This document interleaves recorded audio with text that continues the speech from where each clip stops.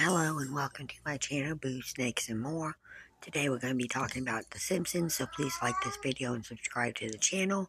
And for more videos like this, also watch my other house channel, A&A Snakes and Stuff, my youngest son's channel, He Needs Toys and Games, or my oldest son's channel, Little Kristen. Now let's dive into the video. Enduringly popular and beloved by multiple generations, The Simpsons is famous for its unique sense of comedy, especially in its early golden era, typically considered to be the first 10 seasons or so.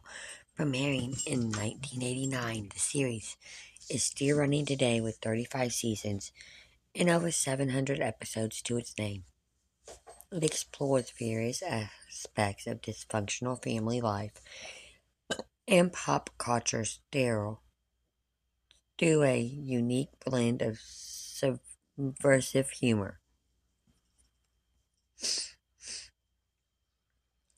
Although its iconic animation style has led to countless great visual gags over the years, The Simpsons is best known for its clever and witty dialogue. With hundreds of hilarious lines from the show's erotic casts of characters to choose from, it's hard to narrow down which are the best.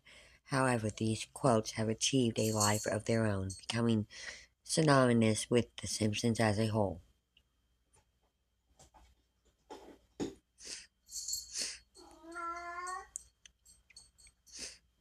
Number 10, Way to Breathe, No Breath. Bart Sells His Soul, Season 7, Episode 4, 1995. In one of The Simpsons' most popular episodes, Bart sells Milhouse his soul in exchange for $5 to prove that they don't exist, only to discover he has made a grave mistake. One crucial scene indicating that Bart may truly have lost his soul occurs when Jimbo and his friends are playing around in the Quickie Mart, fogging up the glass of the ice cream fridge and writing "Bite Me" in the hopes that some ice cream guy's gonna see that and it will blow his mind.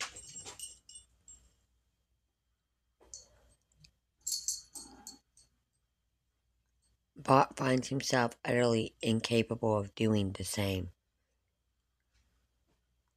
causing Jimbo to taunt him with the bizarre and incredibly funny insult, "Way to breathe, no breath." The quote is absurd and memorable because of the extremely casual way Jimbo is reacting to Bart's supernatural experience, showing that he truly prioritizes his playground bullying tactics over all else. It's also a silly way to tease Bart, whose recklessness leads him to an extraordinary and terrible situation. Number 9. I Call the Big One Bitey.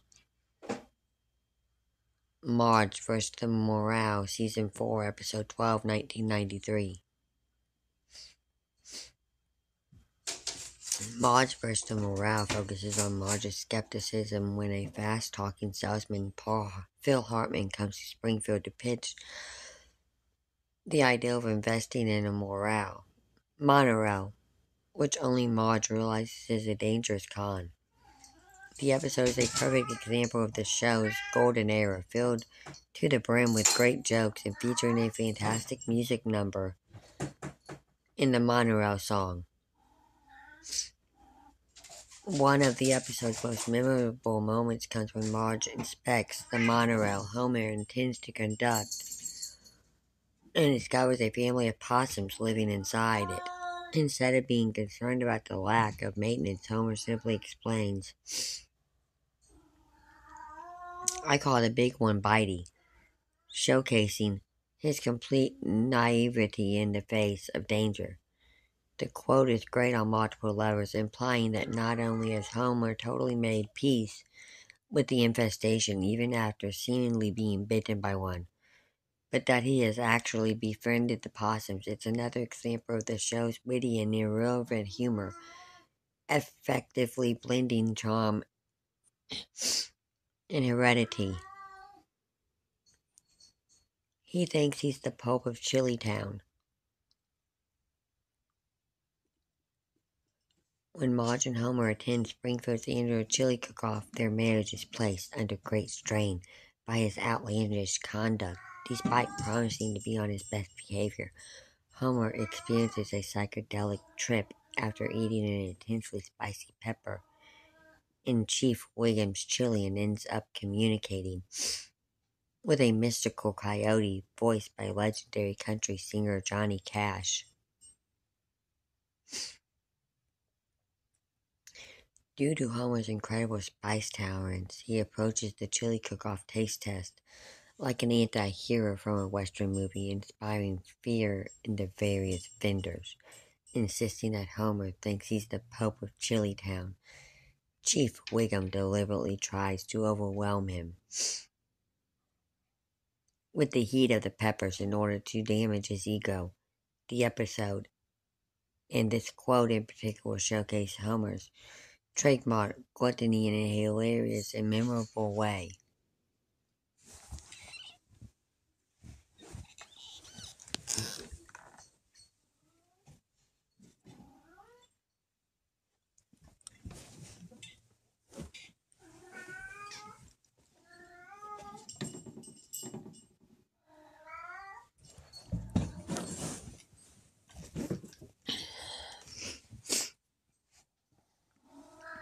With the ideal of a Pope of Chilitown being a wonderfully absurd mental image, the usage of the word pop is especially funny, as it's such a random choice that it makes the whole thing even more ridiculous and far funnier too. 7. It's bringing love, don't let it get away, break its legs. Out of The Simpsons' best parody episodes, Season 8's The Springfield Fires is a riff on the classic sci-fi parodontor The X-Files. It guest stars the show's leads Gillian Anderson and David Dahuchi as Skelly and Mulder as they investigate mysterious sightings of a glowing creature in the woods. At the episode's climax, a seemingly gender and benign creature emerges from the trees, proclaiming, "I bring you love," to the townspeople, leading to an iconic exchange. In typical Angry Outfasting, decisions completely ignore the peaceful message, with Lenny announcing, "It's bringing love, don't let it get away," and Carl adding the even more violent, "break its legs." The joke is absurd and hilarious, highlighting one of the show's most memorable running gags of how quickly the town can be whipped up into a bloodthirsty frenzy over nothing at all. It's especially funny considering the creature is spelling its peaceful message to them, only for the town to completely ignore it and take the opposite route. No TV, no beer make Homer something something. Some of the most beloved Simpsons episodes are the iconic Halloween Treehouse of Horror Analogically Ours. One of the funniest segments is The Shining from 1994's Treehouse of Horror 10, a take on Stanley Kickback's adaptation of The Shining, and a direct parody to the original's famous line, "All work and no play makes Jack a dull boy." Homer scrolls his version all over the walls, resulting in an incredibly memorable exchange with Marge, when Homer asks Marge to finish his sentence by saying, "No TV and no beer make Homer something something." She wordily replies, "Go crazy." To which he exclaims, "Don't mind if I do," and begins to make absurd sounds and gestures. This moment is extremely quotable in its own right and a grateful reference to an iconic work of pop culture, with the joke of Homer essentially workshopping the slogan of his mental breakdown being delightfully ridiculous. Homer's notoriously lazy attitude can't even bother to finish the sentence, even when suffering a breakdown, making the punchline even more hilarious. Stupid Sexy Flanders. In Little Big Mom, the Simpsons go on a ski trip. Early in the episode, Homer encounters Ned Flanders on the ski slope and is horrified to discover how incredibly form-fitting Flanders' ski outfit is. Proudly showing off his body, Flanders insists that the outfit fares like I'm wearing nothing at all, which overrides Homer's memory of his ski instructor's advice, causing him to cruise stupid sexy Flanders before promptly crashing.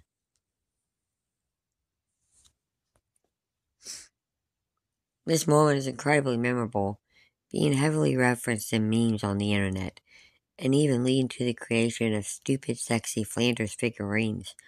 Homer's love-hate relationship and neighborhood rivalry with Flanders is a defining trait of his character, making his bulging admiration for his physical subversion hilarious. Additionally, the ideal of the good-natured and devoutly Christian Flanders being secretly in incredible shape is just inherently very funny. 4. I for one welcome our new insect overlords. When NASA decides to send an average blue-collar worker on a space expedition, Homer is sent on the mission, accompanied by Apollo 11 astronaut Buzz Aldrin. Playing himself in typical clumsy fashion, Homer spills potato chips everywhere in the zero-gravity environment, as well as smashing the spacecraft's ant farm. Broadcasting images from the mission, Kent Brockman mistakenly announces that the spacecraft has been conquered by a master race of giant space ants. Brockman then goes on to declare that one thing is for certain: there is no stopping them. The ants will soon be here.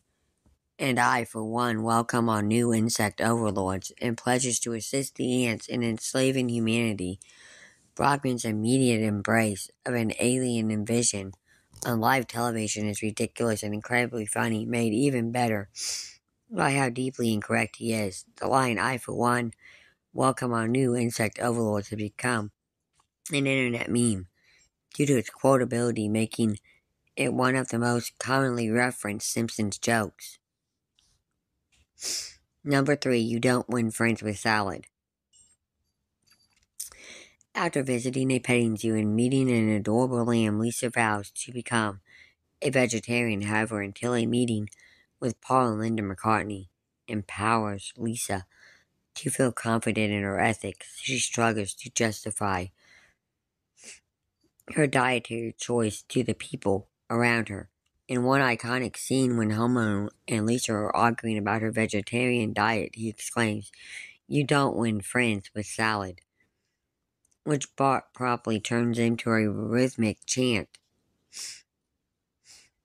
Homer and Bart then begin a "You don't win friends with salad" conga line, which Marge joins, insisting that she simply got caught up in the rhythm and isn't choosing sides.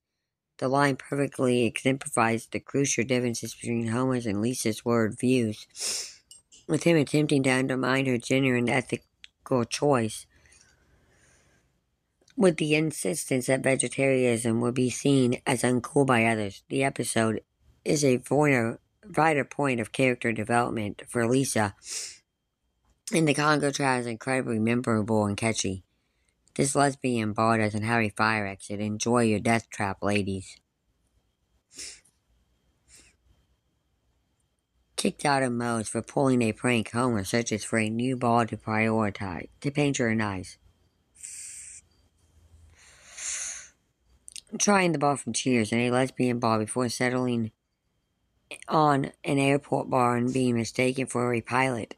The episode's most memorable quote comes when Homer is the lone man in the lesbian bar.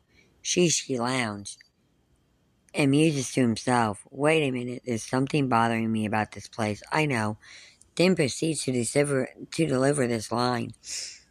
The joke is so hilarious and subversive, setting up the exception that Homer doesn't realize he is in a lesbian bar before revealing that he is completely aware and is simply safety conscious. Some of the funniest Simpsons moments come from the show, overriding audience expectations like this, with the quote subverting Homer's unusual ignorance and showing him taking his experience in the bar far more seriously than he usually takes his safety inspector job at the nuclear power plant. Let's just say it moved me to a bigger house. Oops, I said the quiet part loud and the loud part quiet. In The Simpsons crossover with the film critic Jay Sherman, John Lovitz comes to Springfield to help judge a film festival created by the townspeople.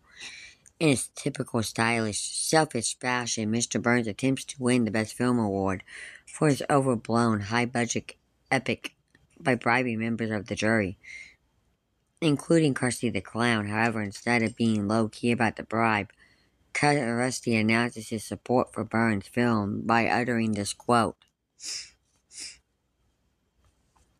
The line is hilarious and references the concept of saying the quiet part loud, which has since become a popular meme and a staple of internet disclosure, referring to people making their utter motives too obvious. Dan Castle's line delivery of the soft, let's just say it moved me, and proudly enthusiastic to a bigger house, is perfect, enhancing the already sharp writing. A Star is Burns is full of great lines, and this is by far the most iconic, a perfect endocapitalism of The Simpsons' ability to shape pop culture with wickedly quotable lines. Thank you for watching this video and peace out till the next one.